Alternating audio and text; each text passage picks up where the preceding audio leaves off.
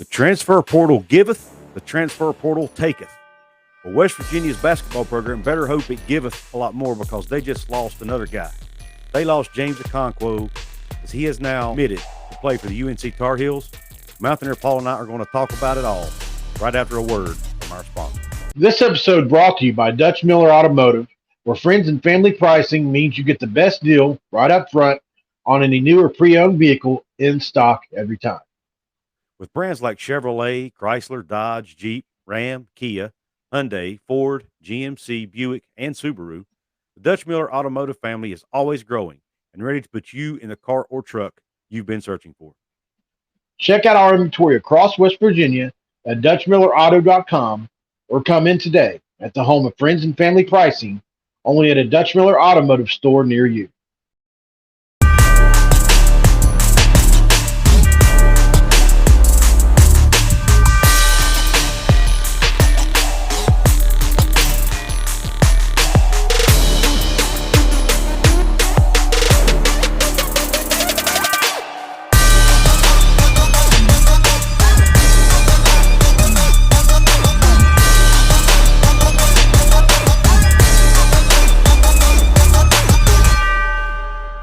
What is going on, college basketball fans and West Virginia Mountaineer fans? This is Coos. And my name is Mountaineer Paul. And we present to you Hoops from the Heels, baby.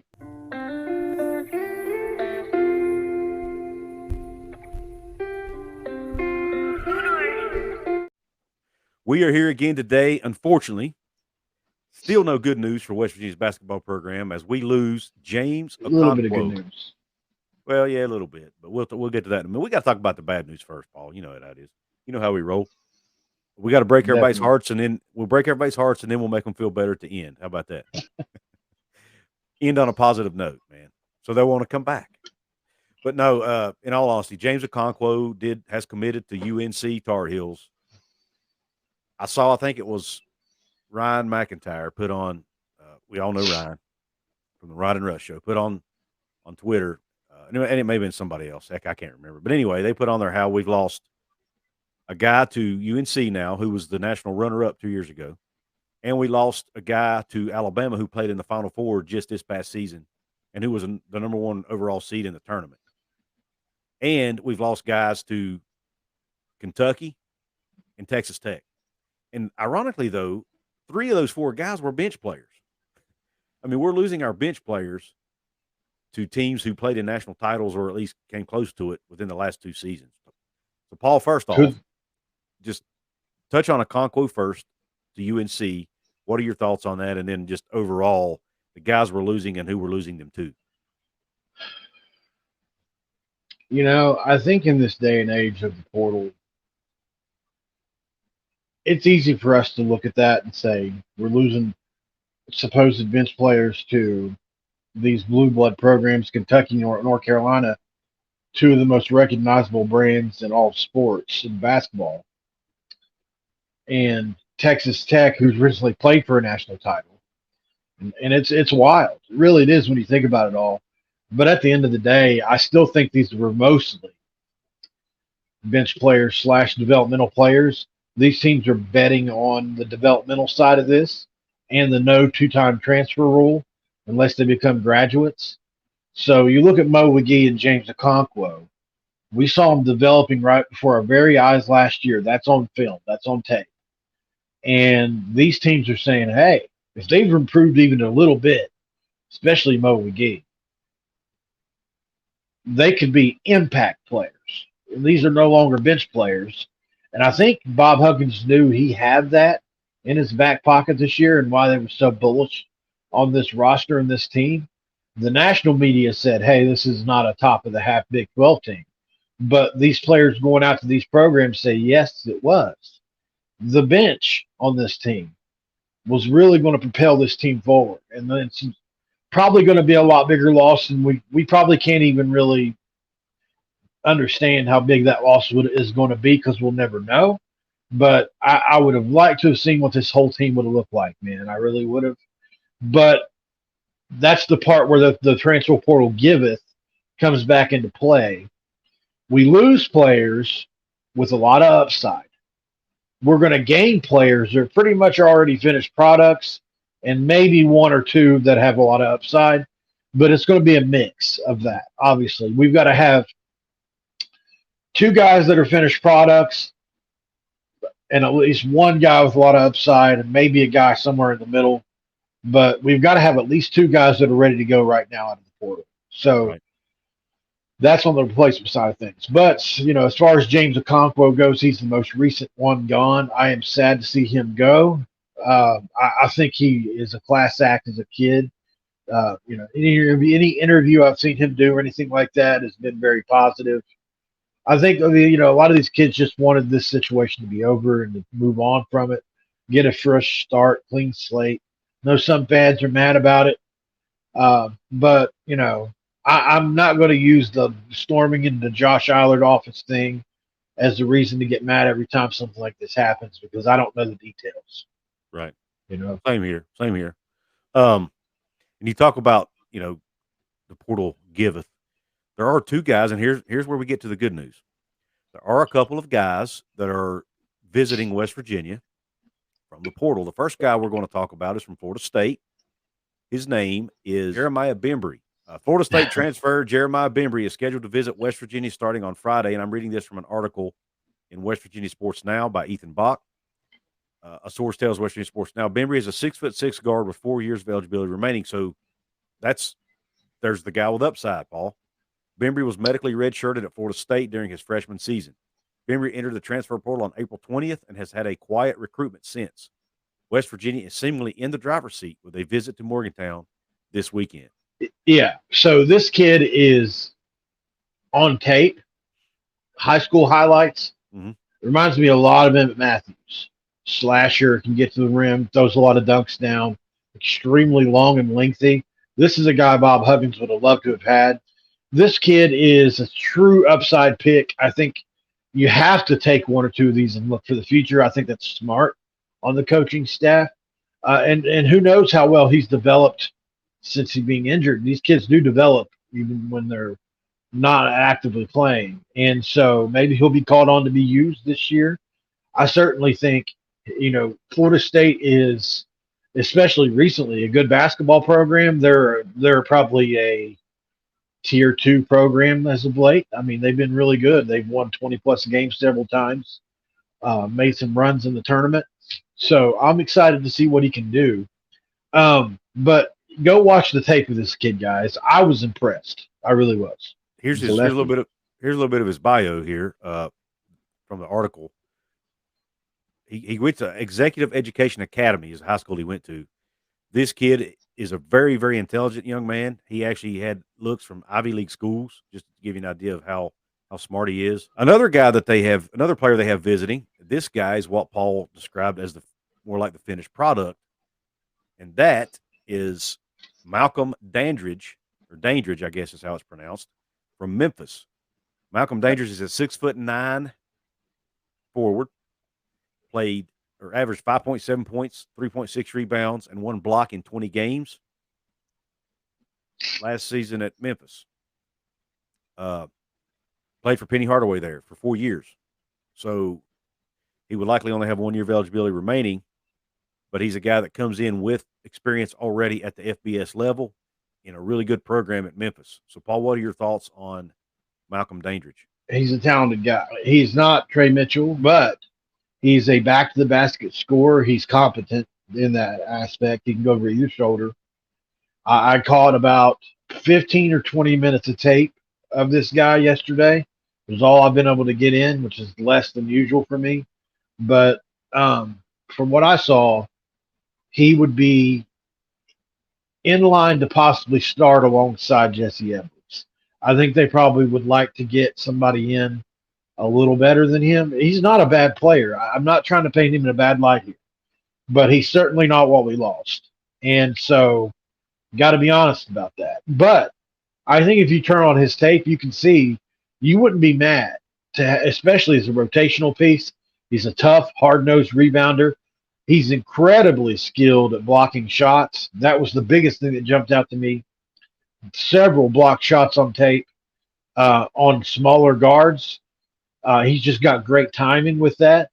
So I mean, who knows? Maybe with new scenery, he could turn into something with the starters minutes. Maybe he could turn into a guy that gets close to double digits. I'm not saying he can't, but Trey Mitchell's a lot to replace as far as everything he was able to do from a defensive standpoint, long and lengthy rebounding, perimeter offensive play, and obviously on the block what he can do, face up game, the whole thing.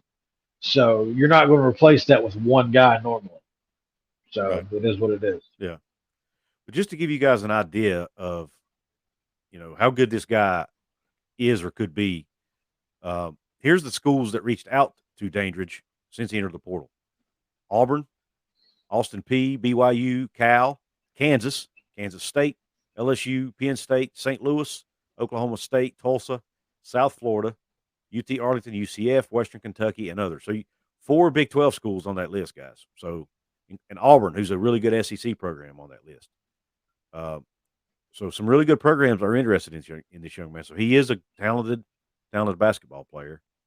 And Penny Hardaway, in the Memphis program there, he's learned how to play the game there after spending 4 years in that program. So now look, I think we need to set expectations here. It's July, okay? They travel to Italy in a couple of weeks. The season starts in just a few months. The likelihood of us being able to equal the talent we lost is probably going to be tough. Let's just be real about it, in my opinion. And maybe I'm totally wrong and I'm just looking at this glass half empty. But let's embrace the guys we get.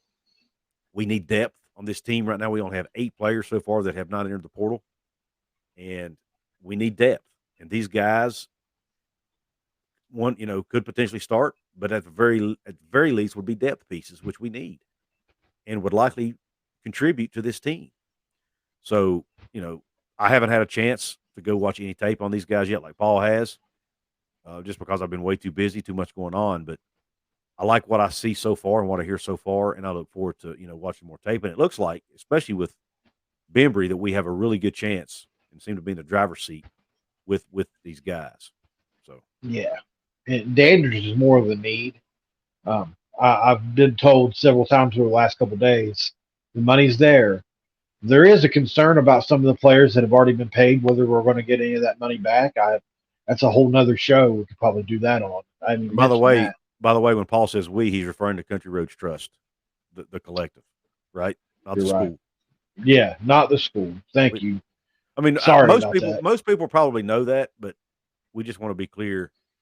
Yeah, and we're no way affiliated with the trust. So right. don't get me. Well, I'm just saying we're all together. We're all fans. Yeah, we all love West Virginia, but I'm not affiliated with Country Roads Trust. Yeah. But so at the end of the day, though, be interesting to see who they can bring in. Hopefully, they can get some high level guys. I do know this. Vernon, who is the head guy over at Rivals, said this: if they can land either 1 or 2 of their top guys right now, then we'll be in just as good or a better spot as we were before. Good. So there are, but the thing is they're not going public with the names right now because they don't want to run anybody else out of town, is what I'm being told. Makes sense. And so there's guys, other than these 2, there are other guys they're looking at and targeting. Oh yeah. Okay. Yeah, they're in contact, but that's good to know. It's all on the down low because people are sensitive and they have, that whole thing right now. Makes sense. Couple other pieces of news I do want to talk about, Paul, and I know you and I didn't pre-plan this, but I'm throwing you a curveball, 2 of them actually. The one is shout out to Josiah Harris. This young man is eligible to graduate after his freshman year of college. That is phenomenal. Yeah. So hand clap to Josiah Harris. Proud of that young man. So far, he has stated he plans to stay at West Virginia. So, and I hope, I hope he gets rewarded for his loyalty. I hope he absolutely balls out this year and earns his master's degree in whatever it is he's taking. I think it's communication studies or something like that. Whatever it is, I wish nothing but the best for that young man. And kudos to him. Sometimes the academic piece gets overlooked, so I wanted to throw that out there. The other curveball, Paul, I want to throw at you is this. Cooper Flagg, #1 player in the entire country. Yeah.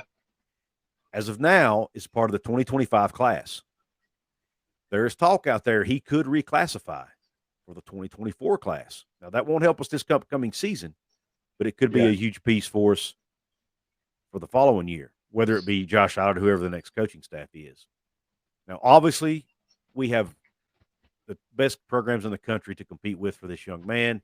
So I'm not setting my expectations really high, but I do know West Virginia has been after this kid even before Huggins was resigned and have continued that pursuit. He played in the Peach Jam just this past weekend, which was like the largest AAU tournament in the country. I think all the best players, and he put on an absolute dominant performance. They said I think he put in 38 points in a game. So just he's amazing. Everybody's assuming he's going to go to Duke, from what I'm hearing, because Duke, he says, is his dream school. Do you think West Virginia actually has a legit chance to land Cooper Flag? I think we have a chance, but when it comes to players like this, um, it's like in our generation, lifetime. Would we ever land like, you know, it would be really hard to see that happen. Things would have to fall apart with Duke. Coaching change, you know, Krzyzewski's still really involved there. Um, but if Duke is his dream school, then Duke is where he'll end up. You know, Probably he'd be so. the first pick in the draft if that was possible. Yeah, So and I mean he's a one and done player, but I mean no if he doubt wants about to it. be, yeah. Yeah, he's a one and done player. So And, I don't expect us to get him, but yeah. at least West Virginia is shooting their shot. Paul, is there any other transfer portal news or recruiting news, anything like that we need to touch on before we sign off?